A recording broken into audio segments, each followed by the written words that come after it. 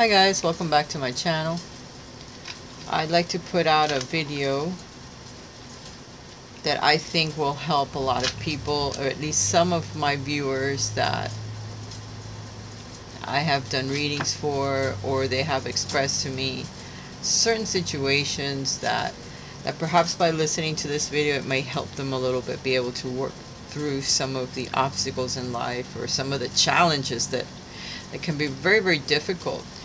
And I've been studying that. I've been listening to other videos, or videos on YouTube that are self-help or instructional videos, or trying to figure out myself, how do you cope with some of these, extraordinary stresses in life that sometimes, they just leave us dumbfounded. We don't know what the hell to do next, So this is a gathering of information of different psychiatrists and different psychologists. These are by no means my ideas. I'm just relaying them to you guys so that you can hopefully learn from them. This is free stuff on the internet, so it's not going to hopefully hurt anybody's feelings. But 8 methods to reduce stress. That could be very helpful. The ones that I have found that are the most helpful is to write down everything that comes to mind. When you're really stressed out, just grab a pad of paper and just start putting all your thoughts down, everything that's been aggravating you, down to the last detail. Then grab it, ball it up, throw it in the garbage, and do some breathing exercises in order to calm yourself down. But back to the writing everything down. Doodling, mental notes, notes to self, sketching, notes to the universe. Once we start focusing our thoughts on something that we are doing, our mind will start to relax, because you're using more the creative side, not the side that right now has you stumped, or has upset you, a struggle that has something that's happened to you, and you need to be able to work it out. Sometimes we focus our thoughts on one thing, and all of a sudden the thought will come in, the idea of how to answer that big situation that you've got going on, what the answer is that you needed to hear or to figure out. It'll come to you once you start focusing on something else. Our mind will tend to relax, and then it'll go back to the issue at hand once you feel a little bit differently, because perhaps by that point you'll be able to see the situation from a different perspective. And if you can't, then you need to go back to making your mind busy for a little while. Another one of those ideas from the psychologists were to treat yourself to your own home-cooked meal. Get out there, come up with a new recipe that you've never tried before, look it up, get out, buy all the ingredients yourself, come home, change into something more relaxing, and cook the meal entirely by yourself. While you're focusing on that and you're taste testing, it'll tend to calm your nerves, and the taste will satisfy your taste buds. So you'll get a moment of satisfaction, a moment of more peace. Okay.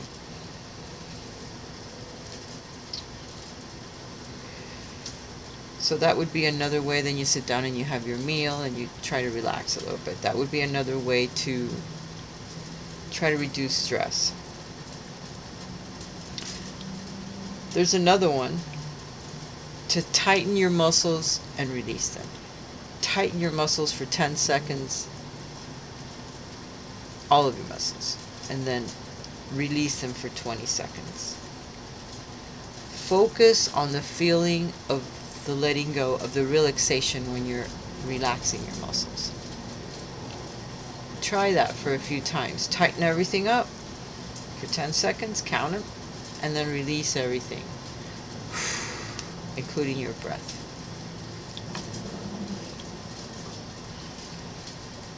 You could also try successfully, or sequentially, I should say, to relax your muscles, starting from your head, your neck, your shoulders, your back, you know, doing muscle groups and then relaxing them all the way down to your feet. Either start from your head down to your feet or start from your feet up to your head, whatever you like the best.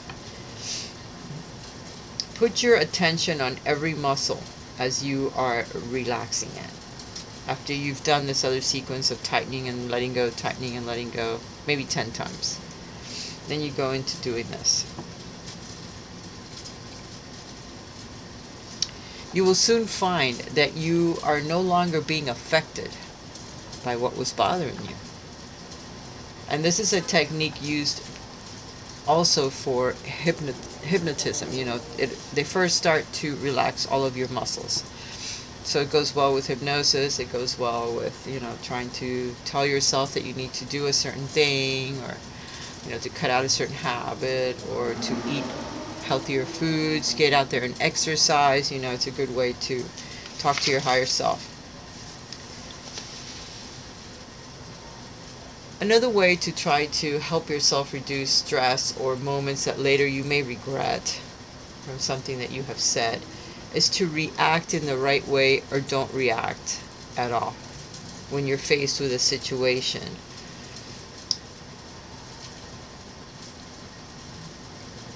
People don't expect a positive reaction to a negative situation. But the more positive you can see in a negative situation, and reacting in a positive way can help change that negative situation into something positive, one way or another. I know it sounds rubbish, but if you practice it, it'll help you in certain situations that are so difficult to overcome, so difficult to even face. Somehow turning that into a positive in one way or another, just by being support, or just by thinking something positive as opposed to the negative thing that you are facing.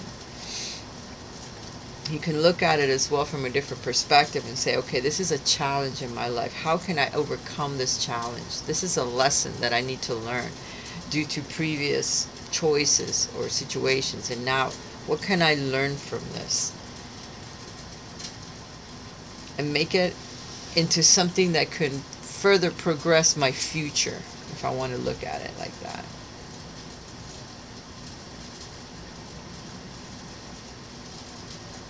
How can I change the way that I react to something? Especially if I can't change the situation, how can I change the way that I react to something? That's how you can start looking at certain situations. The next one is how to stop the incessant flow of thoughts. Sometimes negative thoughts, breaking a negative thought pattern. That incessant thought pattern, constantly thinking and going, and you try to stop it and then it keeps going. There's a psychiatrist that said that the quickest way to do this is to clap your hands once and say, stop. I'm not going to keep thinking about this, or I'm not going to keep thinking these thoughts. I'm not going to keep doing this to myself. I'm not going to continue to hurt myself. That's it. Stop. Doreen Virtue quoted, clear, cut, and delete that thought. So just doing that action or thinking it, clear, cut, and delete. Clear that thought. Cut it away from your mind. Delete it completely so that it does not manifest, and then try to think of the exact opposite, the positive side of that thought. You know, so that you can learn to control your thoughts, learn to switch the way that you think, or the patterns that you do, switch them from something negative to something positive. Because if you can think of a positive thought, it could be like a mantra, you know, that you're saying to yourself, that you're talking to the universe, that internal talk, and you're saying something positive, and the universe is going to reply with something positive. We have to cut out the negative things. Another way to do it is to wear a rubber band. So I put them on just for that. You think that negative thought, bam, you slam yourself with one little Pull of the rubber band. I'm going to stop that. You put your attention on something else. You pinch yourself. And every time you have that negative thought, you pull the rubber band or you pinch yourself, whichever way you want to do it. Then you need to switch your attention to either a positive mantra, a positive thought pattern, a positive thought, or to a talent. Painting, music, writing, singing, dancing, moving your body, moving the energy, planting, getting outdoors, cutting the grass, chopping wood, doing something that will keep your mind, your thoughts busy to break away from that negative thought pattern, okay?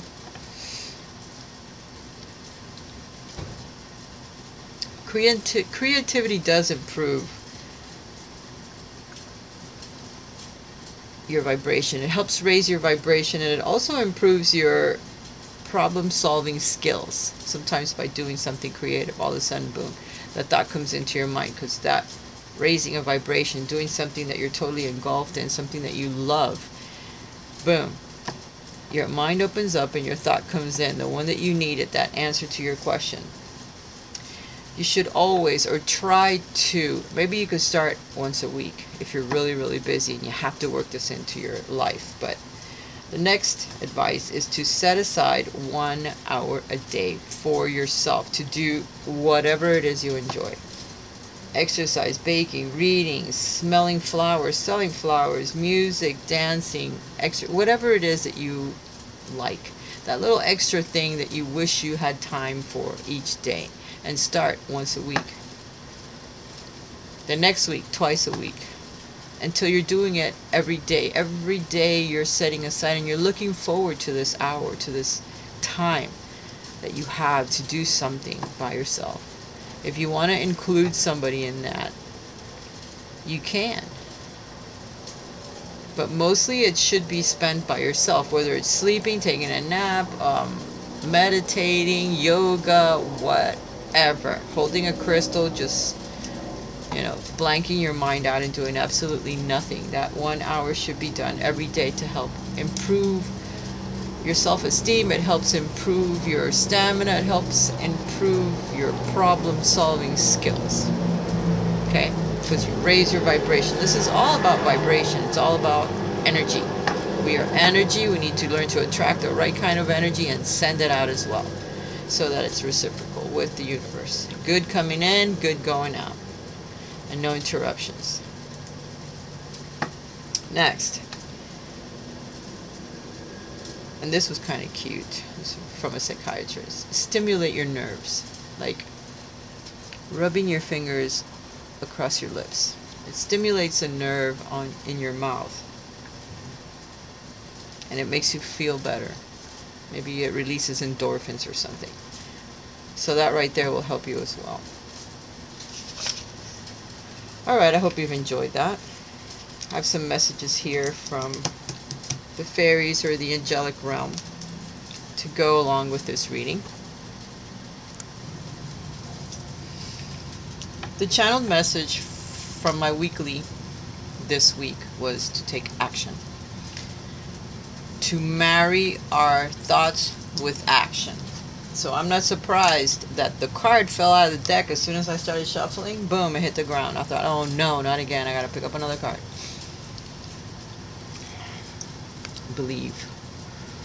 It's all about having faith in the universe, faith in your higher self and your intuition on the path that you're on. Believe, have faith in where you're going. Be very, very grateful, which is something I have already said, but the cards come out because they want to reiterate the message that gratitude, believing in the universe, and trusting that you're on the right path is what helps you manifest the things that you want in life. Your dreams, your wishes, the people. I'm not going backwards into something that was painful, or a lesson learned, a karmic relationship, a karmic situation, not that. Forward, what you haven't experienced yet, the positive side of life.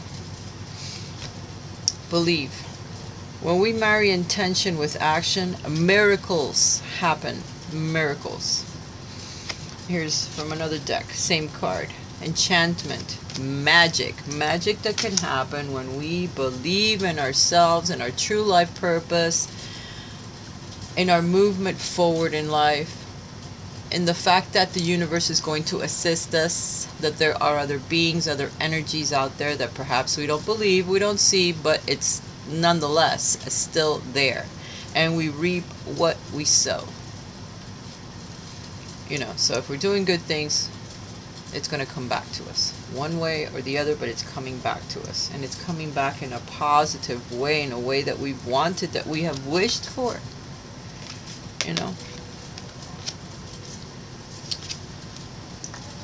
Watch for a miracle.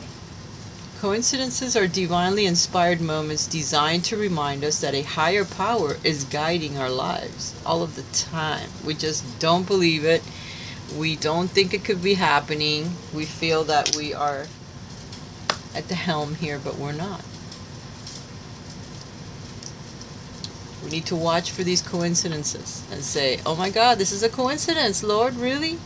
Or universe, whatever. Have that conversation with the universe that you recognized it. That tells your guides that you're paying attention.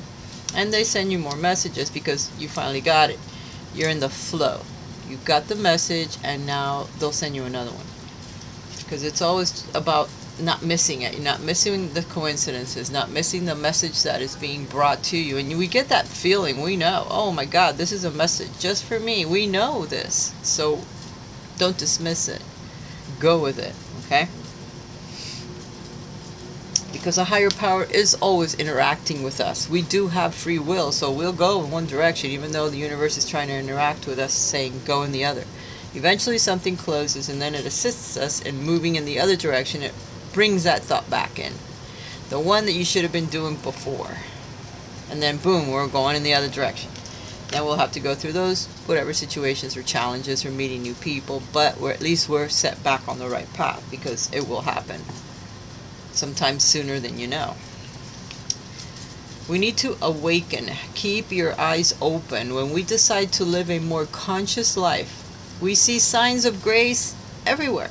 So it isn't hard to see the coincidences or watch for the signs that our angelic help is bringing to us, our guides. And we can ask for more angelic help from different guides, from different archangels, different energy, different rays, different colors. We always are able to ask for more assistance. We need to awaken to those signs so we don't miss them, because they are there all of the time. We need to take mental breaks during the day. That's one of the 8 de-stressors. Take a break for an hour. And like I said, whether you want to take a nap or meditate or just twiddle your thumbs, whatever it is, you need to do it. And try to make time for that each day so that you don't burn out. So that the messages that are being brought to you by the divine can actually make sense to you, can actually connect to your conscious mind. Because your unconscious mind already knows. But it needs to be brought forth into your conscious mind. And a conscious effort to help manifest it. At the right time, be at the right place, or doing the right thing in order to achieve these things. And yes, we are being divinely guided all the time, but sometimes we don't listen to the guidance and we'll go in a different direction, and then we just have to backtrack. Which is what I call, and I hate backtracking. I do it a lot. Take a mental break. A quiet mind has direct access to wisdom and insight. So, you want to know something? Stop. Take a few breaths and quiet your mind. Your answer will come like a flash, because your higher self will tell you. I started doing that a while back, and I didn't even realize that I was doing it until one day it finally hit me. Wow, you really just stop. You commune with your higher self, or with whatever guide wants to bring you the message at that moment, because I'm asking them for help. And then I'm stopping everything and waiting, listening for the answer, because sometimes it's immediate. You know it. You know what it is. You just sometimes want to go in the other direction. Your higher self is always there when you need help. See yourself. Go to yourself. Your higher self will always help you. Go with it. I don't believe these cards are... I didn't even read them, okay? I just put them down and that's that. Go within. When we invest more energy in developing our spiritual lives, the outer world begins to take care of itself. Yeah, because we're going with the flow. It's not changing that much. It's just changing into what we are following, the path that we're following.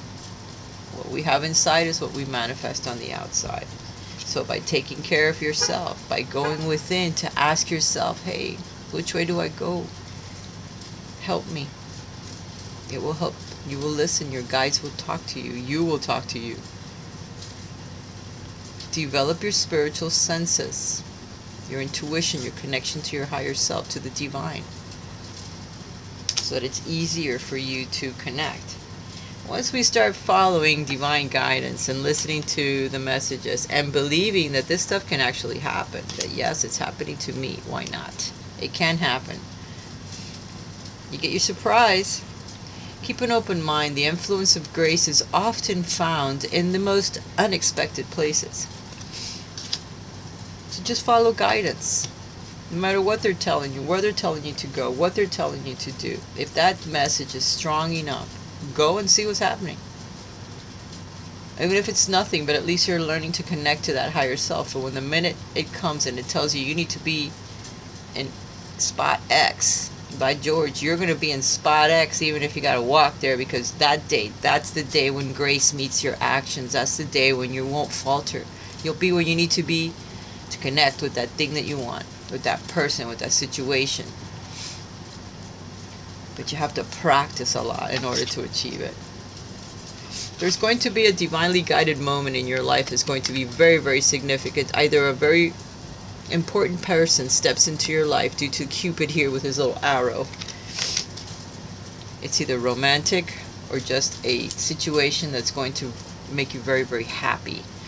Okay, very emotional, very happy, emotional situation. But it's a divine moment. It's divine guidance. It's that surprise. It's that moment when grace touches you and you'll know it. And this moment is coming for us for the month of March. So be aware of it. Pay attention. Know that I love you. And I hope you've enjoyed this video. Please leave your comments below. If you would like a private reading with me, please check my email address, because I don't have a link really on there. You have to enter it in. It's RaisaHealingArts11@gmail.com. And I'll talk to you again soon. Bye for now.